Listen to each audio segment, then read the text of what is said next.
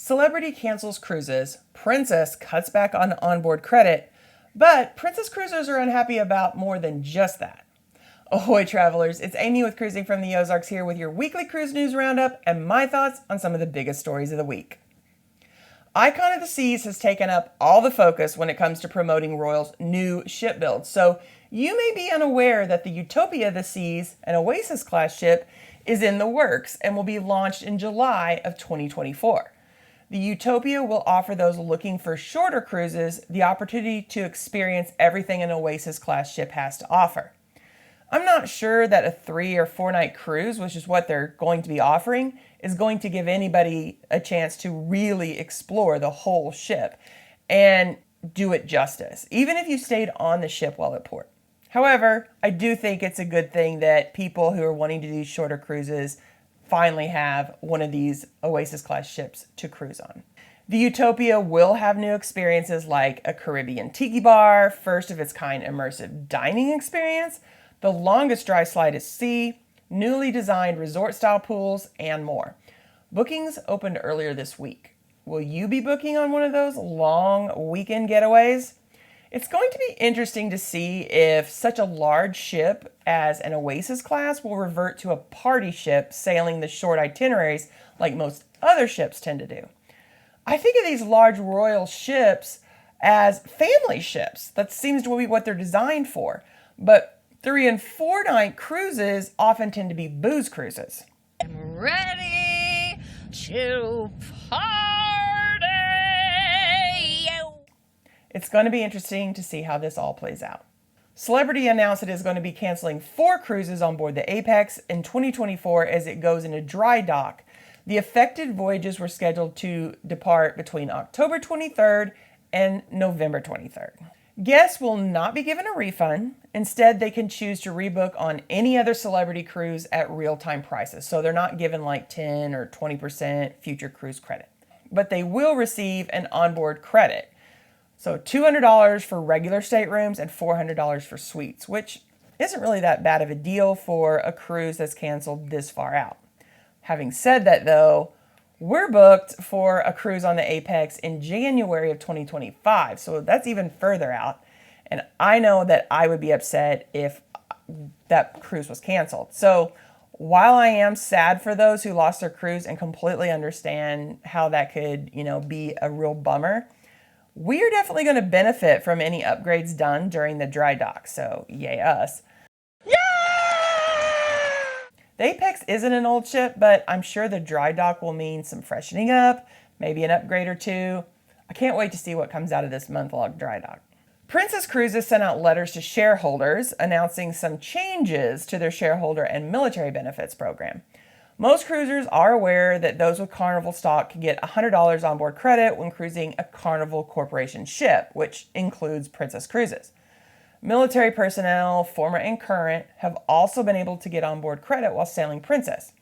If you had both, you could really benefit from quite a bit of that onboard credit. Well, that's all about to change. Beginning in July, those who are both military members and shareholders will need to choose between the 2 types of credits rather than being able to benefit from both as they have been able to do in the past.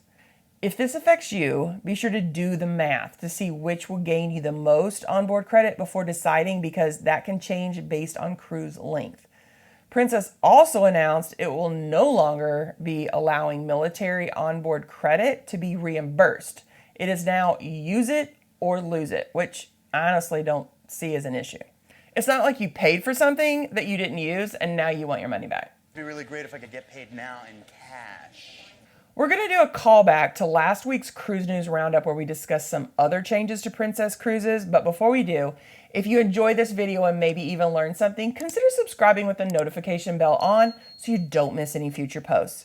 Be sure to hit that like button as well. It only takes a second, and doing so helps cruisers like you find us. We talked last week about the new family area on Princess's Next Sphere class ship, the Sun Princess. At that time, I did question how well these changes would go over with the older crowd that makes up the majority of Princess's clientele. A quick look at feedback on social media shows that while there are some who are excited for the new ship and even some excited for that new family area itself, many are very upset about this new direction. It's not fair. So looking at just some comments, and these I found on Princess's Facebook page, that's just put me off. So nice, relaxing holiday with few kids. So I think she means so my nice, relaxing holiday with a few kids just went out the window. I guess my star inaugural cruise won't be so peaceful after all.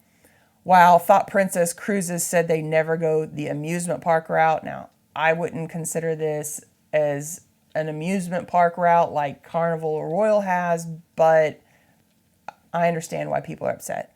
Not sure I'll sail on this ship. We avoid Royal because of the amusement park stuff and bringing all the rude kids on board. Now I'm sorry I booked the Sun. I thought I was booking Princess, not Carnival. They should have said this was coming before people started booking, and I totally agree with this. They should have told people they were putting on a new family area designed to draw in younger families before people started booking, because they were booking believing that they were getting a specific type of experience based on every ship that Princess has put out so far. So I understand. And this guy says, time to find another cruise line. I've been on others and would have chosen another cruise line if I would have known this, just canceled my cruise. So will they gain enough new people to compensate for the people that are like this guy who are like, no, I'm out? I don't know.